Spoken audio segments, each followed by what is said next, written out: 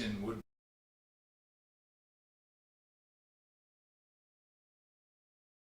today. With that, I'll like to open the floor for questions, and is there anything I can answer or shed any clarity on anything? What is the status of communication with Rivers? Thank you. So the question from the Caller Times was, what is the status on the communication with Three Rivers? That's the community located near Choke Canyon Reservoir. So we have requested an additional meeting to meet with them this week. The meeting hasn't been set up yet. Previously, we met with them a couple of weeks ago. It was the city manager, myself, and our assistant director of water resources, Esteban Ramos. Based on current inflows, what curtailment percentage is staff actually recommending as starting point, and what does that mean for, particularly for residents, businesses, and industrial users? So thank you for that question. So I will back up a little bit and further explain what we've got. So a couple of council meetings ago, about 2 weeks ago, I provided various dashboard scenarios on different measures that would affect our water supply, and particularly the date of level 1 water emergency. Level 1 water emergency is the date when we are projected to be 180 days away from water supply not meeting demand. Immediately, the next day after those scenarios were presented, we received some good news items. One came from the state through TCO. I provided the issuance of a temporary dashboard scenarios was provided that allowed for us to discharge water into the river from the western well field. Additionally, we were informed by the Lavaca-Navidad River Authority that when Lake Texana drops below 50%, they would not initiate curtailment of our draw from the lake of 10%, which is what's in their drought contingency plan. All that being said, we've got new inputs, new updates. We are currently modeling to see how the river is reacting with the additional flow from the western well field. Once we have a couple more weeks of data, we will revise the dashboard with this new information and present a new projected date of level 1 water emergency. I would say that's going to be mid-April time frame. When we have that, simultaneously we will be working through with our consultants what allocation would be needed to prevent any situation when water supply would not meet demand. And from that's how we determine a curtailment percentage.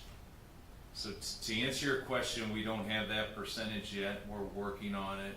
We're thankful we've got new inputs into the system to model, and we're working through that. Once we confirm those results, then we can confirm a curtailment percentage. Mr. Wiggum, we've heard about curtailment and all the possibilities there. They say that, is there any type of penalty for people who continue to use water after curtailment? We've heard about potential misdemeanors. How would the city go about enforcing that? So when you talk about curtailment, we all have to start from a baseline.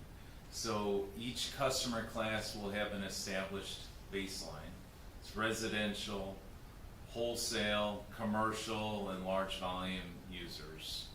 The methodology of the baselines, we went through them in today's briefing with council, and we tried to present all that information.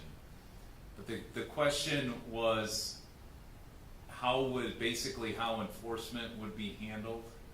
So the drought contingency plan does say that after any violation of the drought contingency plan, a person or organization, business could be cited, and after 2 citations that are found guilty, Corpus Christi Water would be authorized to terminate water service. However, I want to just express we don't take that lightly at all, and we want to express upon everyone that every case will be looked at.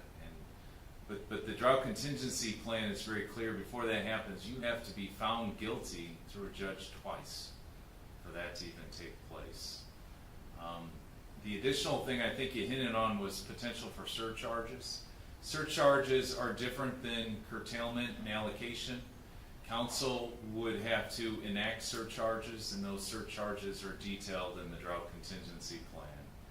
That is a council measure that they would have to approve. Let me add to that, how about industrial users? You can't just simply just cut industrial users off. How do you plan on addressing those industrial users that go over, or if they would go over, their allotment?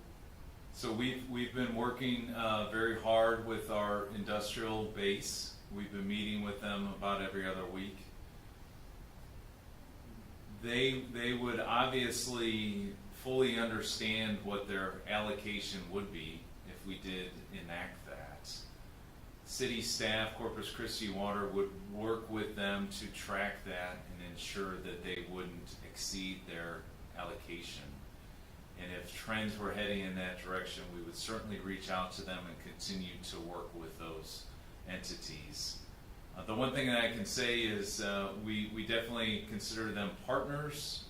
We work with them, we talk with them. The goal is compliance. The goal is not citations. The goal is just to make sure we achieve the ultimate goal, which is to always having enough water to meet our demand. Would you still plan on holding them to the same standards as you would normal residents? Okay, so yeah, let's every customer class would have an established baseline, and then the curtailment percentages, once established, would be the same across every customer class. The baseline for a residential customer, what we presented to council today, was 7,000 gallons per month per residential customer. Large volume users are quite a bit different. We are working with them and establishing specific baseline numbers for them, water usage numbers. But the percent curtailment, if we ever get to that point, the percentage would be the same. Mr. Wiggum, we've heard a lot about the upcoming ruling by the administrative law judge in the Evangeline case, whether the cities of Sinton and St. Paul are standing there. Is there any updates you can provide there? And also, say they are ruled to have standing, is there a different place the city of Corpus Christi could potentially tap into this vast aquifer? Thank you for that question. So the question was update on the Evangeline project and if there are any alternatives that we're considering. So there is a date of a preliminary hearing. That date is April 28th. Wasn't there a specific agreement During that associated with hearing, that? the administrative law judge will determine which of the three protestants have or does not have standing. If any of them are ruled to have standing, the issue may go into a contested case, which could be a drawn-out proceeding. However, the administrative law judge may rule, we don't know, but the judge may rule that they have standing on specific wells, which would then eliminate or would prohibit us from moving forward on those wells, but we could move forward on the other wells. I'm not going to speculate how that is going to turn out on April 28th, but those are some of the things that can happen. In terms of Evangeline, we're thankful to have the support of our city council. We are moving forward. The project continues to be designed. Pipe has shown up on site last week. Construction trailers are moving in. The goal is to get as much work done of all of the phases of work as much as we can until we get those drilling permits. We are confident that the drilling permits will be approved. We meet all of the district rules, and certainly the production permits have already been approved. So we are confident in that, it's just a matter of time. Sorry to go back just a little bit before one of your answers. 7,000 gallons household per month. That's going to be allotted for residential. So that was the number that we discussed as the baseline for a residential customer. The council would still have to consider that, and that would have to be confirmed, but that was the number that we provided in the presentation today. And then if we do get to curtailment, say the curtailment is 10%, then each household would be allowed 6,300 gallons per month. Is that considering the amount of people are in a household, 3 or 4, or just 2 residents?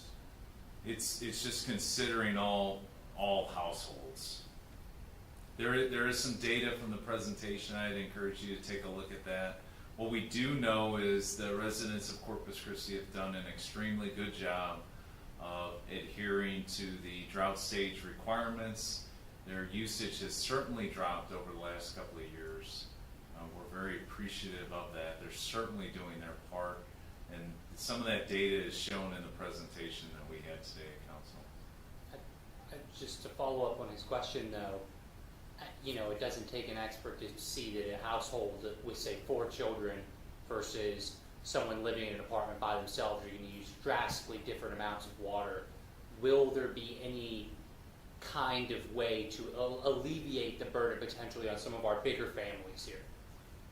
I think setting the baseline at the estimated amounts alleviates that burden. Absolutely. I think it's incumbent upon all of our customers to understand their water usage, but I believe with the establishment at the baseline is what's recommended, it takes into account that burden. And is that just based on a household usually not making it up to that 7,000 gallons per month? Is that basically what you're saying? I'm saying that the majority of the households, residents in the city of Corpus Christi use far less than that. Another question, given the current condition, is the city preparing to begin the HB 2559 moratorium process on new meter connections now, and why wait? Does that make sense? It does, yeah, it sure does. So the question was about new service connections or new water meters. What we discussed today was the reality of enacting a moratorium on water meters. Essentially, the state law provides very specifics on how long those moratoriums can be, how long they can be enacted, how long they can be extended, and then after certain periods they can't be enacted again for 2 years. The approval of a moratorium on new meters has to be approved by council, but the timeline is a long drawn out timeline, and the moratorium is essentially for a pretty short period of time. Are you guys just gonna wait till you get to that point to start looking into that moratorium? I want to give you some specific information. So when you look at House Bill 2559, if a moratorium is approved by council, there needs to be a 30-day notice given. Then there needs to be a public hearing at day 31. Then there's another public hearing at day 61. And then 12 days after that public hearing, a 90-day moratorium can go into effect. That 90-day moratorium can be extended another 90 days with proof of the situation. Then once that's done, there's no more moratoriums for another 2 years. Understanding the use of of water meters and the effect of that on the system, the amount of building that's going on. You know, it's a council decision, but it would be a very short period of time when you're dealing with a drought that has already lasted 5 years. It's a very short window. Council would have to consider the gain and benefit of that. We've heard, Mr. Winkleman, about the whole situation with the city of Orange Grove and Choke Canyon. Can you shed some light on that? They say that they were confident in a 70-year water supply, and now that the city is pumping out there, they have to take stock as to what they have. What would you say to that? Do you have any comment? You may be referring to the city of Three Rivers. Oh, Three Rivers. Which is Excuse near, me. Yes. which is near Choke Canyon. I do want to make clear that CCW has not changed or modified any operational procedures at Choke Canyon Reservoir. We are releasing 33 cubic feet per second, which is the agreement. The other part of your question is, we are in a significant drought, and I can't underscore that enough. Our watershed has seen minimal amounts of rain in the last 4.5 to 5 years.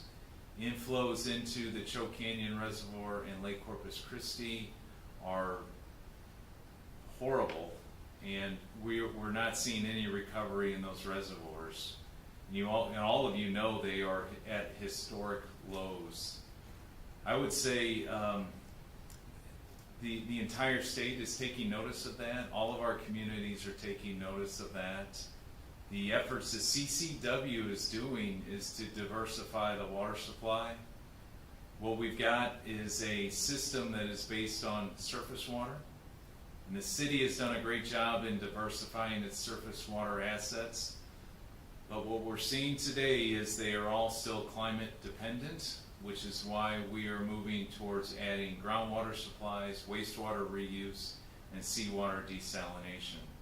With a diversified portfolio, then we can properly manage the supply and properly mitigate weather conditions like this historic drought.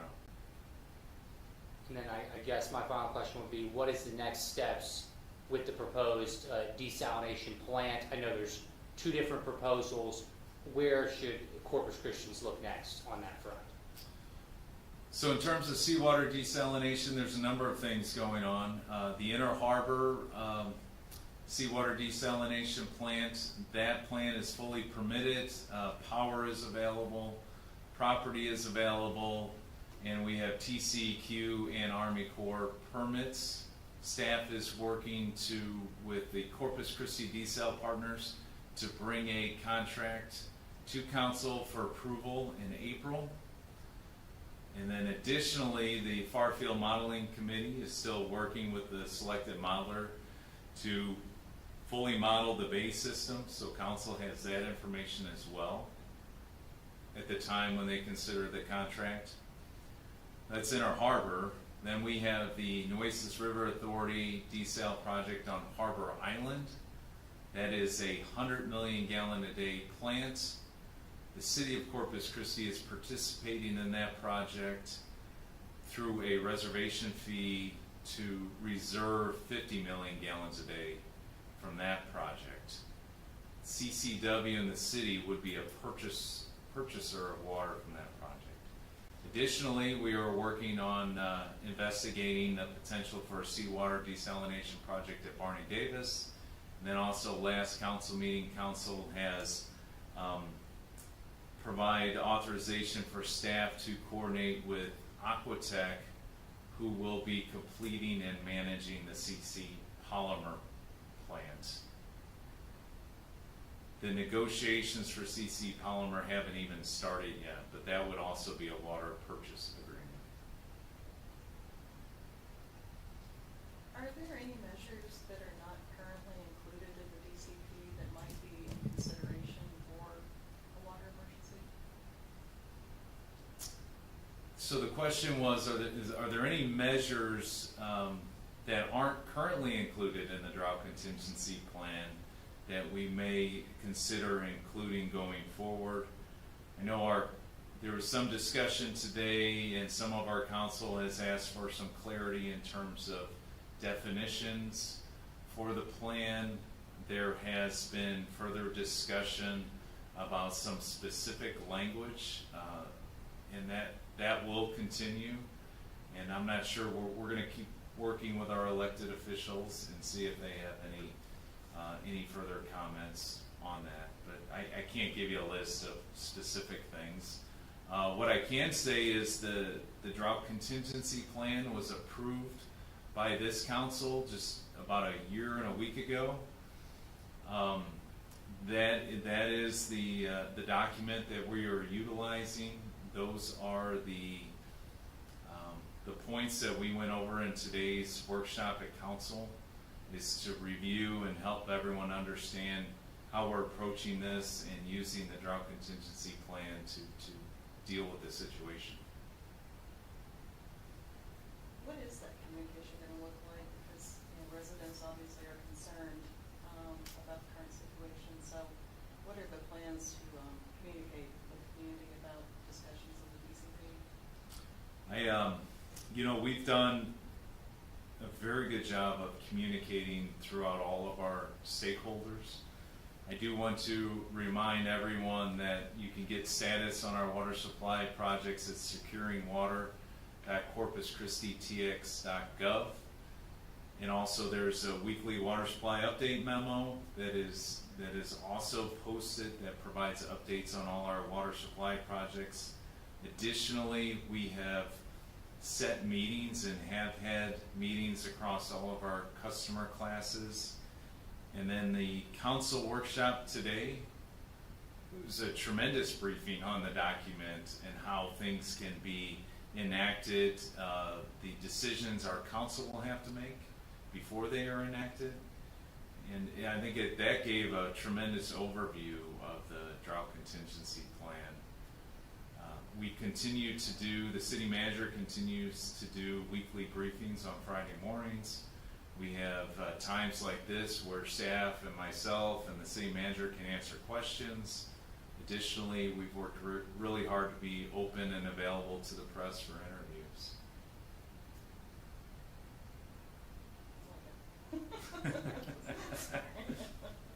So I think we've done a good job of communicating. I can come up with another one, but Sure. But no, I think that is. I'm just curious about folks who don't have time to watch an hours-long city council meeting, and how the city might communicate to them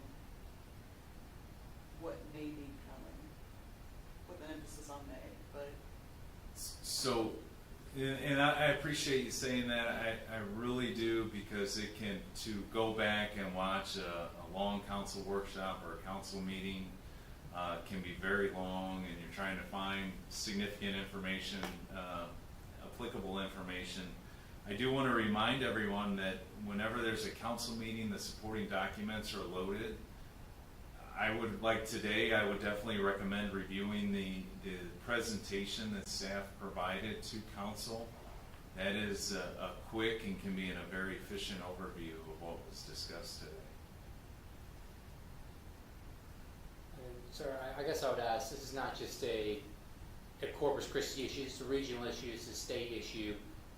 Does curtailment look any different for customers outside of the city limits, as you guys are the regional water provider, versus customers inside of the Corpus Christi city limits, the rate back? So we need to look at who are the Corpus Christi water customers. So they are residents within the city of Corpus Christi. They are commercial businesses, right? They are large volume users, and they are wholesale customers. Our wholesale providers, they provide water to additional residences and additional commercial businesses and additional large volume users. Corpus Christi Water continues to work and will continue to work with all of our wholesale customers to help them understand the goals of the plan, the goals moving forward and the current status, so that the wholesale provider can then share that information with their customers.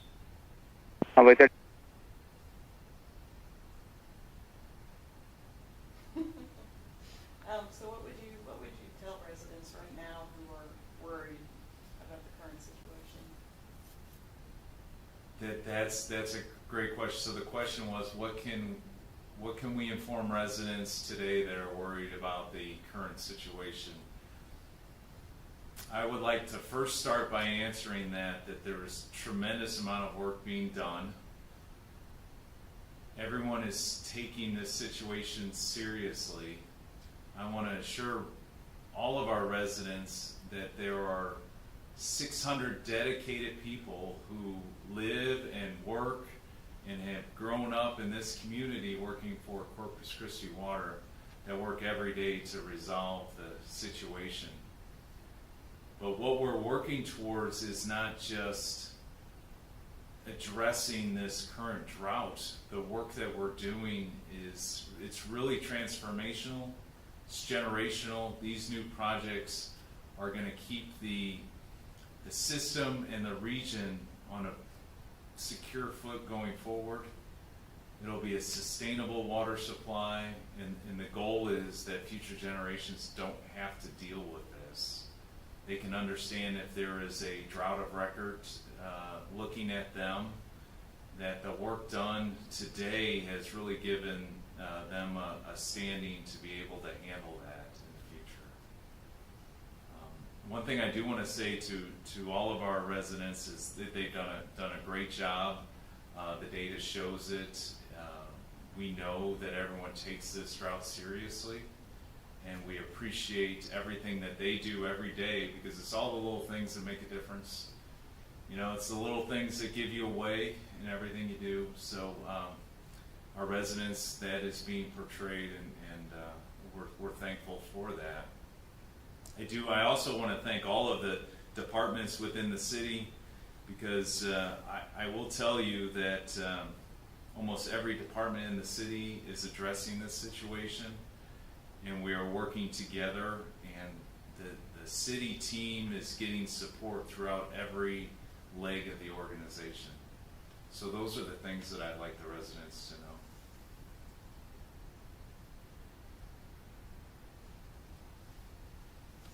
I'd like to answer Kirsten's question about communication. Would that be okay? Absolutely. If I elaborate just Yeah. a little bit on your question about communication. So Kirsten with the Color Times asked about how the city would communicate with residents about this water situation in the event that we go into a level 1 water emergency. So currently we do have a media briefing every Friday morning, and we are very grateful to all of you, the media, for showing up every week and sending us your follow-up questions and getting the word out to the community. In addition to that, we have an online newsroom where we post statements about things that are happening out there. So if someone sees something on social media, you can go in the For the Record section of our online newsroom and sometimes see official city statements that clarify things that you might see on social media. We have long-form videos called Inside City Hall in that online newsroom as well, where we do kind of a deep dive into some of the bigger questions, and we feature people like Mr. Winkleman and others talking about different specific things that are in communication. We also run kind of short form social media videos that started last week on Facebook, Instagram, and LinkedIn that are a little bit more small, bite-sized bits of information for people who, as you pointed out, Kirsten, may not have the time to sit through a city council meeting. And then were we to go into a water emergency, we would handle it very similarly to how we did when the city went into stage 3 drought restrictions. We would publish a website specifically about that. People would be able to call our 311 call center. They would be briefed and have FAQs and be able to take questions and report those questions back to us, so that we can make sure that if there are questions that are unanswered through all of our various kind of communications distribution methods, that we're adding those things that people want to know. We would also, in the event of a level 1 water emergency, do marketing campaigns like we have done with stage 3. We have billboards up in 6 locations around the city. We put signs up in a lot of public spaces when we went to stage 3. We did paid advertising on social media to make sure that we just had as much kind of punch behind that communication as we possibly could. And if we were to go into a level 1 water emergency, we would enact all of those same communication strategies again.